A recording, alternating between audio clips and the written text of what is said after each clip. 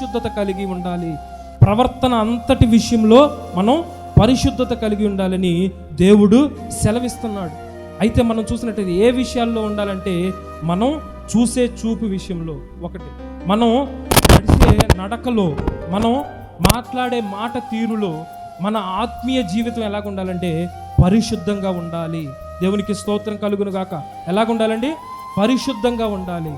ఆ పరిశుద్ధ జీవితాన్ని మనం కలిగి ప్రభు అయిన యేసుక్రీస్తు వారు మనకి మాదిరిగా ఉన్న ప్రకారం మనం కూడా పరిశుద్ధులమై ఉండాలని దేవుడు సెలవిస్తున్నాడు.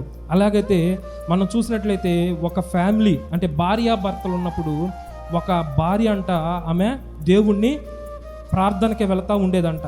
ఆ భర్త అన్యుడు, దేవుణ్ణి విశ్వసించలేదు. అయితే ఆమె ప్రార్థనకి వెళుతున్నప్పుడు ఆమె లేనప్పుడు ఏం చేశాడంటే, ఆ దాంట్లో ఉన్న బైబుల్ని తీసేసి ఆ బైబుల్లో వాక్యాన్ని చూస్తే ఏమొచ్చిందంటే, నేను పరిశుద్ధులను గనుక మీరును పరిశుద్ధులై ఉండండి అనే వాక్యాన్ని ఆయన చదివాడంట. ఆ చదివినప్పుడు ఆయన ఆరాధిస్తున్న దేవుడు అంత పరిశుద్ధుడా? ఆయన పరిశుద్ధుడు గనుక ఆయన ఆరాధించే వాళ్ళు కూడా పరిశుద్ధత కలిగి ఉండాలని ఆయన కోరుకుంటున్నాడు అని చెప్పేసి ఆ క్షణమందు ఆయన ఏం చేశాడంటే మారు మనసు పొందాడు. దేవునికి స్తోత్రం కలుగునుగాక. మారు మనసు పొందాడు, బాప్తిజం తీసుకున్నాడు. సేవలో ఆయన అనేక ప్రాంతాల్లో సేవ చేస్తున్నాడు అనమాట.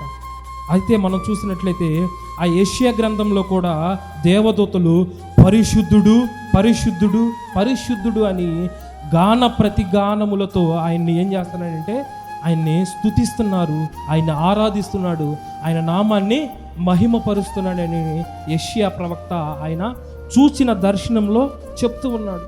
దేవతలు దేవునికి స్తోత్రం కలుగునుగాక. హల్లెలూయా.